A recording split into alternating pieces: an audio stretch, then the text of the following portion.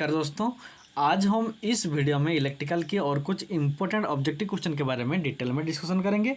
और अगर आपको वीडियो अच्छा लगता है तो सब्सक्राइब जरूर कीजिएगा। तो देखो आज का पहला क्वेश्चन शुरू करते हैं। पहला क्वेश्चन है transmission lines are transpose to. देखो जो ट्रांसमिशन लाइन होता है इसको हम ट्रांसपोज क्यों करते हैं, क्योंकि हमें ट्रांसमिशन लाइन में जो कोरोना लॉस होता है उसको कम करने के लिए, या फिर स्किन इफेक्ट को कम करने के लिए, या फिर जो ट्रांसमिशन लाइन होता है उसके पैरेलल में जो टेलीफोन लाइन होता है जिसको हम कहते हैं कम्युनिकेशन लाइन, उसमें जो इंटरफेरेंस होता है उससे प्रिवेंट करने के लिए, या फिर ट्रांसमिशन लाइन की किसी भी दो लाइन के बीच में शॉर्ट सर्किट जो होता है उससे प्रिवेंट करने के लिए हम ट्रांसपोज करते हैं। तो इसका आंसर होगा ट्रांसमिशन लाइन को हम इसलिए ट्रांसपोज करते हैं क्योंकि जो ट्रांसमिशन लाइन के साथ पैरेलल में जो टेलीफोन लाइन होता है उसमें क्या होता है ना, इंटरफेरेंस प्रोड्यूस होता है, और इस इंटरफेरेंस को प्रिवेंट करने के लिए हम ट्रांसमिशन लाइन को ट्रांसपोज करते हैं। तो ऑप्शन नंबर सी होगा इसका करेक्ट आंसर। तो ये ट्रांसपोज क्या होता है, देखो ट्रांसमिशन लाइन का ट्रांसपोज क्या होता है। ये वाला फिगर देखो, इस फिगर में देखो 3 वायर है, ये ए, ये बी, ये सी, मान लो ये 3 फेज है, ये एक फेज है, ये और एक फेज है, ये और एक फेज है। लेकिन जब ये एक इलेक्ट्रिक पोल के बाद दूसरे इलेक्ट्रिक पोल तो जाते हैं तो देखो इसका जो कनेक्शन है थोड़ा चेंज हो गया। देखो ये पहला वाला जो फेज था वो मिडिल को आ गया, जो मिडिल में था वो नीचे आ गया, और जो नीचे था वो ऊपर चला गया। इसको ही हम क्या कहते हैं, ट्रांसपोज कहते हैं। अगर हम इसी 3 फेज वायर को इस ट्रांसपोज करेंगे तब क्या होगा ना, उसके पैरेलल में जो टेलीफोन लाइन होता है उसके साथ इंटरफेरेंस नहीं होता है। ये वाला फिगर देखो, ये होता है हमारा 3 फेज ट्रांसमिशन लाइन, और उसके पैरेलल में ये होता है हमारा telephone line, communication line.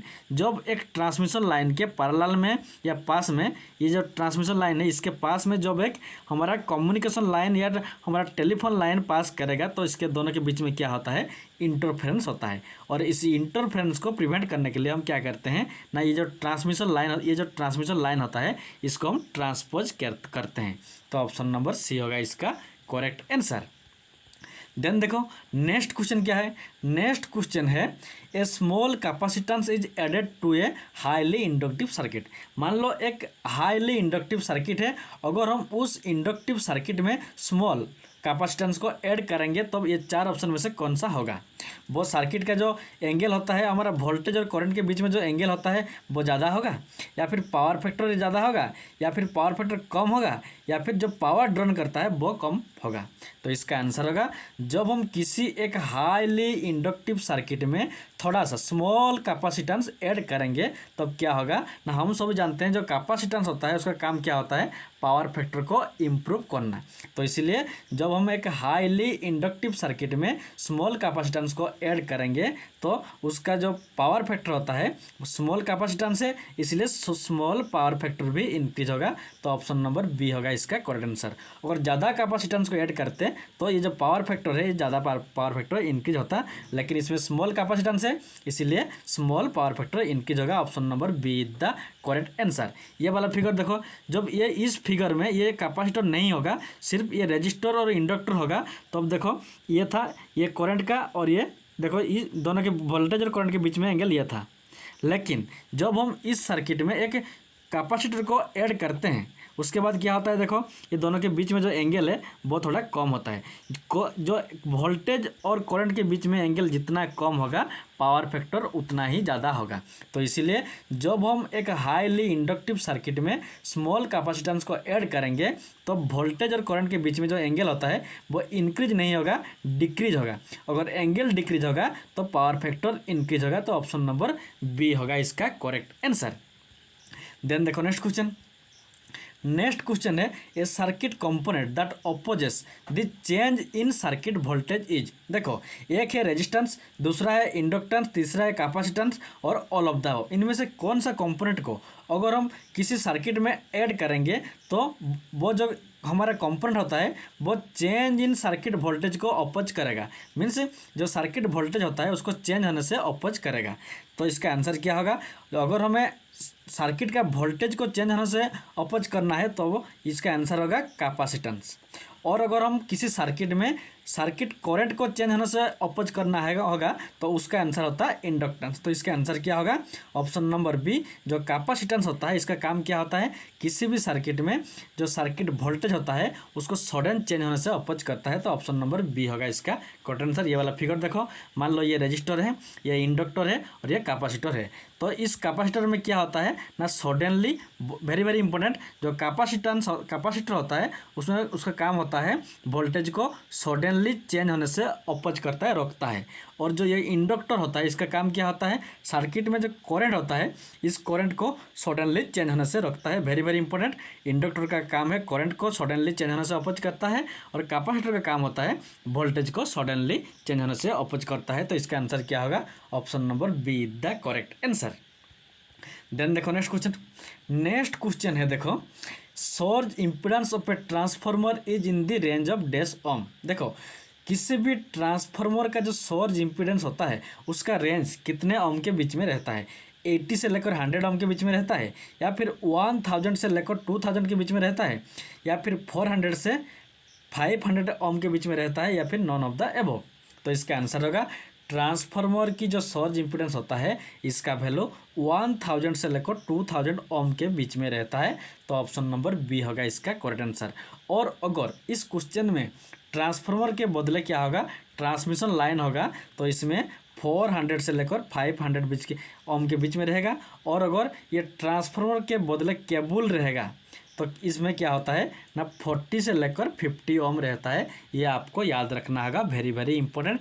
Transformer के लिए 1000 से लेकर 2000 ओम के बीच में, ट्रांसमिशन लाइन के लिए 400 से लेकर 500 के बीच में, और केबल के लिए 40 से लेकर 50 ओम के बीच में। ये आपको याद रखना होगा। तो option number B the correct answer.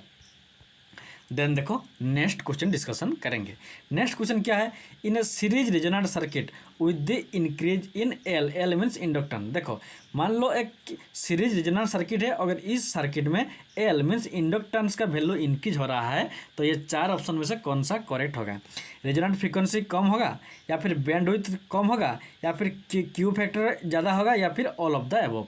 तो इसका आंसर होगा जब किसी भी सीरीज रेजोनेंट सर्किट में इंडक्टेंस का वैल्यू ज़्यादा होता है। देखो अगर इंडक्टेंस का वैल्यू ज़्यादा होगा तो रेजोनेंट फ्रीक्वेंसी का वैल्यू क्या होगा ना, कम होगा। Option number A is the correct answer. क्योंकि देखो ये वाला फॉर्मूला को ठीक से देखो, जो ये एफ आर है ये हमारा रेजोनेंट फ्रीक्वेंसी है और ये है एल मीन्स इंडक्टेंस।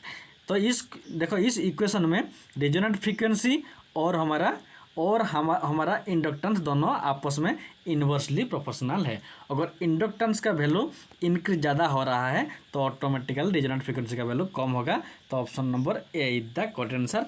और ये जो फार्मूला है ये हमारा क्यू फैक्टर का फार्मूला है, और ये जो फार्मूला है ये हमारा बैंडविड्थ का फार्मूला है। ये फार्मूला भी आपको याद रखना होगा। तो option number A is the correct answer. Then देखो नेक्स्ट क्वेश्चन है the power transmitted will be maximum when. देखो किसी भी ट्रांसमिशन लाइन में जब हम पावर को ट्रांसमिट करते हैं सेंडिंग एंड से रिसीविंग एंड तक, तो मैक्सिमम पावर हम कब ट्रांसमिट करते हैं? जब लाइन का रिएक्टेंस ज़्यादा रहता है, या फिर जब कोरोना लॉसेस कम रहता है, या फिर जब सेंडिंग एंड वोल्टेज ज़्यादा रहता है, या फिर जब रिसीविंग एंड वोल्टेज ज़्यादा रहता है। तो इसका आंसर होगा किसी भी ट्रांसमिशन लाइन में जब रिसीविंग एंड वोल्टेज ज़्यादा रहता है उसको ही हम क्या कहते हैं ना, मैक्सिमम पावर ट्रांसमिटेड। तो ऑप्शन नंबर डी होगा इसका करेक्ट आंसर। ये वाला फिगर देखो, ये मान लो हमारा कि ट्रांसमिशन लाइन है, ये देखो ट्रांसमिशन लाइन है। अगर हम सेंडिंग एंड वोल्टेज में जितना वोल्टेज भेजेंगे रिसीविंग एंड वोल्टेज में उसके आसपास, लगभग आसपास ही हम वोल्टेज को रिसीव करेंगे, पावर को रिसीव करेंगे, उसको ही क्या कहेंगे ना, मैक्सिमम पावर ट्रांसमिटेड। तो ऑप्शन नंबर डी होगा इसका करेक्ट आंसर। देन देखो नेक्स्ट क्वेश्चन है welding is use for welding of car body. देखो इधर देखो 4 टाइप ऑफ वेल्डिंग है। एक है स्पॉट वेल्डिंग, दूसरा है एटॉमिक हाइड्रोजन वेल्डिंग, तीसरा है गैस वेल्डिंग, चौथा है कार्बन आर्क वेल्डिंग। इनमें से कौन सा टाइप ऑफ वेल्डिंग को हम कार की जो बॉडी होता है उसके वेल्डिंग के लिए यूज करते हैं? तो इसका आंसर होगा जो स्पॉट वेल्डिंग होता है, ऑप्शन नंबर ए। जो स्पॉट वेल्डिंग होता है इसी वेल्डिंग मेथड को हम कार की जो बॉडी होता है उसमें वेल्डिंग करने के लिए यूज करते हैं। तो option number A is the correct answer. Very very important question. Then देखो next question, an increase in the number of pole of an induction motor result. देखो कि जब किसी भी एक इंडक्शन मोटर में क्या होता है, जो उसका जितना पोल था, नंबर ऑफ पोल अगर ज़्यादा होगा तो उसका मैक्सिमम पावर फैक्टर कम होगा, या फिर मैक्सिमम पावर फैक्टर ज़्यादा होगा, या फिर मैक्सिमम पावर फैक्टर में कोई भी चेंजेस नहीं होगा, या फिर हम प्रेडिक्ट नहीं कर सकते हैं। तो इसका आंसर होगा, जब किसी भी एक इंडक्शन मोटर का नंबर ऑफ पोल ज़्यादा होता है तो उसका power factor, maximum power factor कम होता है। ऑप्शन नंबर ए होगा इसका करेक्ट आंसर। और उसके साथ साथ जो फॉर्मूला होता है N is equal to 120 into frequency divide by pole. ये जो पी है ये नंबर ऑफ पोल है, नंबर ऑफ पोल जितना ज़्यादा रहेगा स्पीड उतना कम होगा। तो ऑप्शन नंबर ए होगा इसका करेक्ट आंसर। देन देखो नेक्स्ट क्वेश्चन है, with the increase in applied frequency dielectric loss is in a material is. देखो किसी भी मटेरियल में अगर हम अप्लाई फ्रीक्वेंसी का वैल्यू इंक्रीज करेंगे तो उस मटेरियल में जो डाइलेक्ट्रिक लॉस होता है वो इंक्रीज होगा, या फिर डिक्रीज होगा, या फिर कांस्टेंट रहेगा, या फिर जीरो होगा। तो इसका आंसर होगा, किसी भी मटेरियल में अगर अप्लाइड फ्रीक्वेंसी का वैल्यू इंक्रीज करते हैं तो उसका डाइलेक्ट्रिक लॉस भी इंक्रीज होगा। तो ऑप्शन नंबर ए होगा इसका correct answer. Very very important question. Then देखो नेक्स्ट क्वेश्चन है, a square wave is fed in an RC circuit. Then देखो मान लो ये हमारा एक आरसी सर्किट है, आर मीन्स रजिस्टर और सी मीन्स कैपेसिटर। ये मान लो हमारा एक आरसी सर्किट है, ये है एसी सप्लाई, इसको हम देते हैं।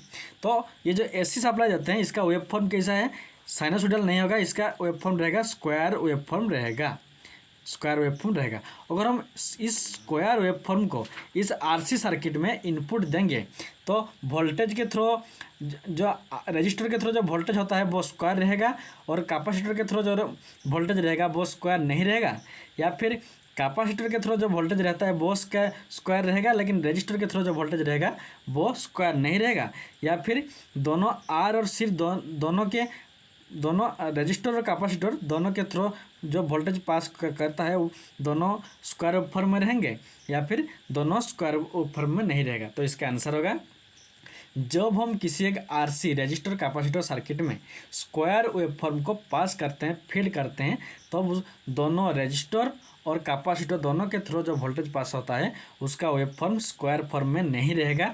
तो ऑप्शन नंबर डी होगा इसका correct answer. Very very important question. तो आज के लिए इतना ही। Thanks for watching. और अगर आपको वीडियो अच्छा लगता है तो सब्सक्राइब जरूर कीजिएगा।